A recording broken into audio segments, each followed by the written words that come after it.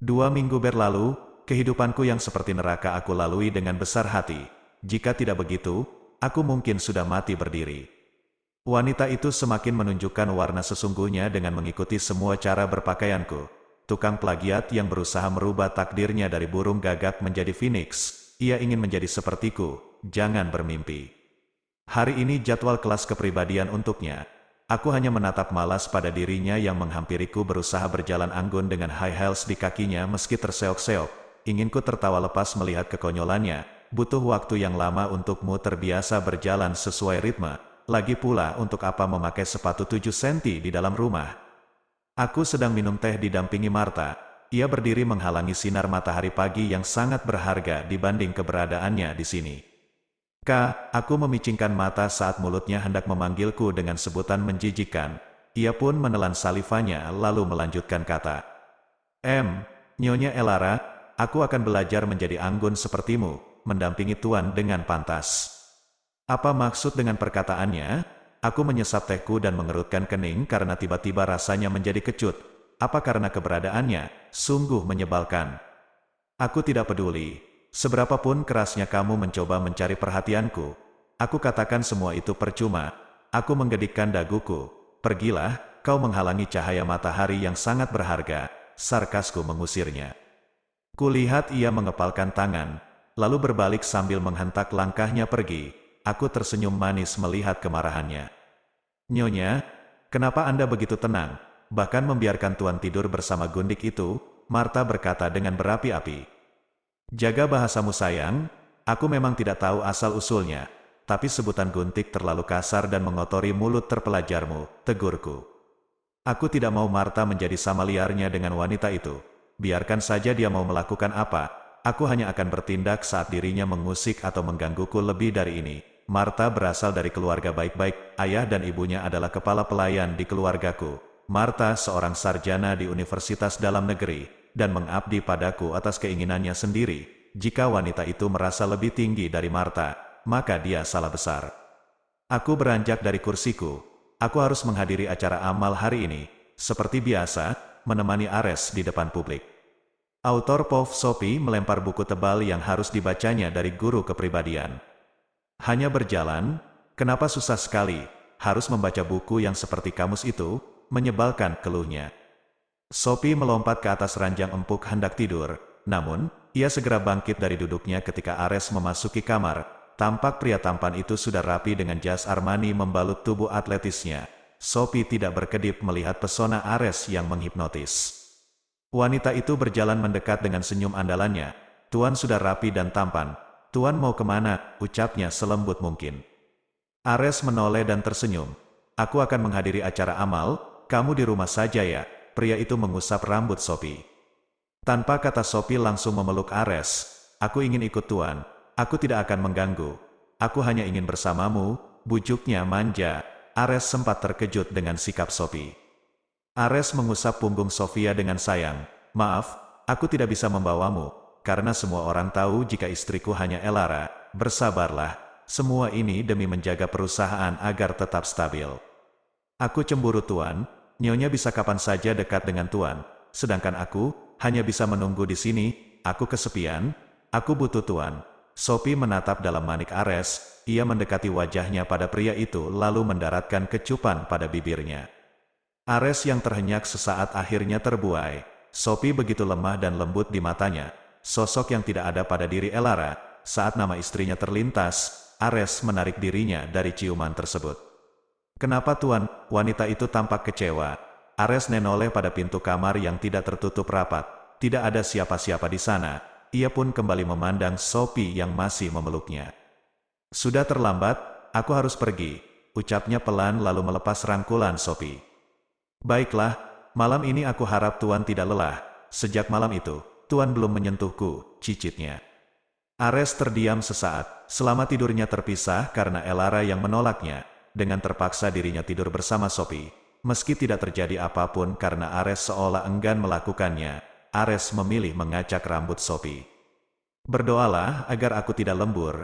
Aku pergi, Ares melenggang pergi. Sophie menatap sinis, kesal karena sikap Ares yang seolah tidak terpancing rayuannya. dia tidak akan pernah melupakan malam panas yang ia lalui bersama Ares, meski pria itu tidak mengingatnya karena saat itu Ares dalam keadaan mabuk berat.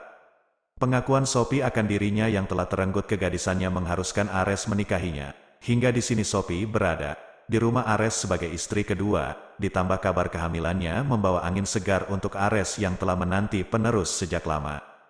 Elara Pov Ares mengeriyit ketika melihatku menunduk kepala di dalam mobil. Kau kenapa? Tangannya hendak meraihku namun aku segera menghindar. Tangan itu menggantung lalu terkepal sebelum kembali ke tempatnya. Aku menengadah dengan hidung yang memerah serta mata yang basah. Aku masih saja menangisi pria brengsek di sampingku. Saat ingin memanggilnya untuk ke mobil, aku melihatnya mencium wanita itu. Rasanya teramat sakit. Ares yang terlihat menikmatinya menjadi pemandangan pedih untukku. Apalagi yang bisa aku harapkan? Aku tidak apa-apa, menjauhlah, tegasku lalu memalingkan muka. Kau ada masalah denganku? Ares tersinggung dengan perkataanku. Semua masalah memang berawal darimu, ucapku datar. Jangan bahas ini lagi jika kamu tidak ingin mempermalukan diri sendiri. Aku menuruni mobil hendak menuju aula tempat acara itu dilaksanakan. Ares menghela nafas kasar, mungkin sikapku di luar ekspektasinya. Aku sengaja menjaga jarak dengannya, bahkan terkesan tidak peduli. Padahal sebelumnya dirinya lah prioritasku selama ini. Sikapku memang tidak lembut. Aku menyadari itu. Banyak yang bilang jika aku mempunyai karakter yang tegas dan kuat dan hal itu membuat Ares menginginkan diriku yang lain. Yang ia temukan di dalam diri Sophie. Sepanjang acara tangan Ares terus melingkar di pinggangku. Kami tersenyum manis pada semua rekanan bisnis dan media yang juga hadir pada acara amal tersebut. Bibirku serasa pegal. Karena senyuman terpaksa itu, aku mendekatkan wajahku pada telinga Ares lalu berbisik. Setelah ini aku pulang sendiri. Ares menoleh hingga hidung kami hampir bersentuhan. Aku menjauhkan wajahku darinya. Mau kemana? Bukan urusanmu, desisku. Wah, kalian selalu membuat iri siapa saja. Meski sudah lama menikah, kalian selalu romantis ya. Suara salah satu awak media mengejutkan kami. Kami pun tersenyum kikuk menanggapi. Kami lebih terlihat seperti teman. Sanggahku, teman hidup, sahut Ares membuatku memelototinya. Iya benar, teman hidup, bolehkah kami mengambil beberapa gambar kalian? Kami akan menaruhnya di halaman depan, ucap wartawan itu antusias. Aku hanya mengangguk, sedangkan Ares tersenyum senang. Ada apa dengannya? Apa dirinya salah makan tadi pagi? Pengambilan beberapa foto selesai, acara pun berakhir dan kini aku sudah berada di lobi hotel. Ares menyusulku dari belakang dengan terburu-buru. Elara, Ares mencekal tanganku. Ekor mataku melirik pada tangannya, ia kemudian melepasnya. Sebaiknya kau ikut pulang bersamaku, pintanya. Untuk apa? Aku merentangkan jariku dan menelisik setiap cat kuku yang baru kuaplikasikan tadi pagi. Warna ungu, warna janda, apa aku akan berakhir menjadi janda? Aku menoleh pada Ares, tidak perlu khawatir. Aku hanya sedang ingin menghirup udara segar.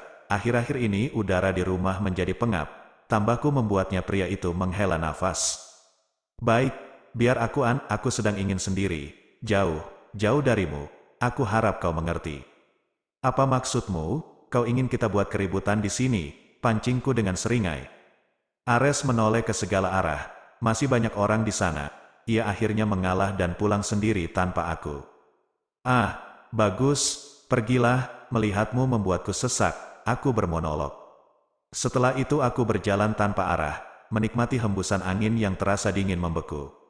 Autor Pov, cepat cari, perintah seorang pria parubaya pada beberapa bodyguard. Suara dering ponsel mengagetkannya hingga hampir melompat. Wajahnya pias saat melihat siapa yang menelponnya. Didekatkannya ponsel itu pada telinga sambil memejamkan mata ngeri. Iya, Tuan Besar, di mana dia? Bentak seseorang di seberang sana membuat pria itu menjauhkan ponselnya. Maaf Tuan Besar, Tuan Muda tiba-tiba menghilang, keluhnya dengan pasrah. Cari dia sampai ketemu, jika tidak, aku akan menyumpal mulutmu dengan kaos kakiku, mengerti, panggilan pun terputus. Tubuh pria parubaya itu merosot ke tanah, rasanya ia ingin menghilang saja. Tuan Muda, kasihanilah saya belum mau mati karena kaos kaki bapamu, Tuan, gumamnya nelangsa. Yang bersangkutan malah sedang asik cekikikan di bangku taman sambil memainkan game di ponselnya. Aku tidak mau menghadiri acara membosankan itu. Buang-buang waktu, monolognya. Tidak lama suara panggilan dari seseorang terdengar samar. pria muda itu berdecak. Sial, cepat juga mereka. Ia beranjak dari bangku taman kemudian tatapannya terpaku pada badut yang sedang istirahat di bangku taman yang lain. Hei kamu, panggil pria itu pada badut yang sedang duduk. Saya, badut itu menunjuk pada diri sendiri. Ya, kamu, kemari, pinta pria muda itu. Sang badut pun menghampiri. Ada apa bang? Weits, dipanggil abang, emang tukang bakso. Saya bukan abangmu, enak saja panggil abang, ucap pria muda itu ketus. Iya maaf, mas, ini lagi, mas, terserahlah, pria muda itu menengadahkan tangannya pada badut itu, sedangkan sang badut mengeriyitkan kening bingung. Haduh, pinjami aku kostummu, nanti aku kembalikan. Badut itu tampak merengut sambil memegang kostumnya erat.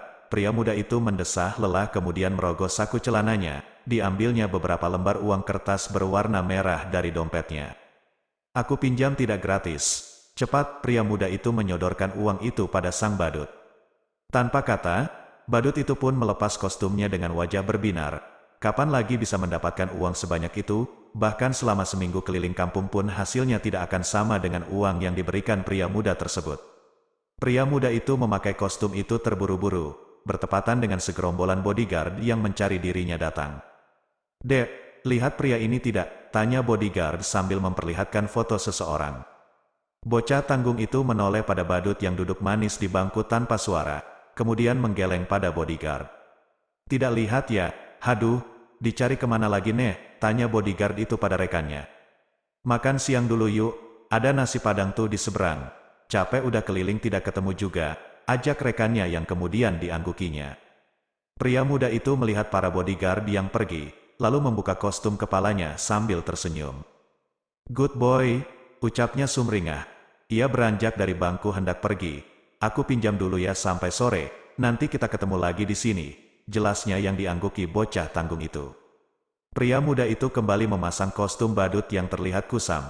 Sepertinya ia menikmatinya, dapat pergi bebas kemana saja tanpa dikejar-kejar oleh anak buah ayahnya.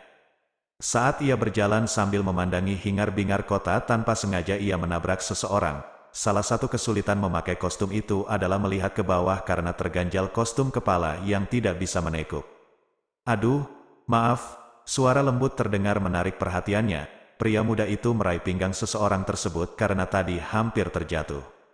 Hei, kau bobo boy, terima kasih.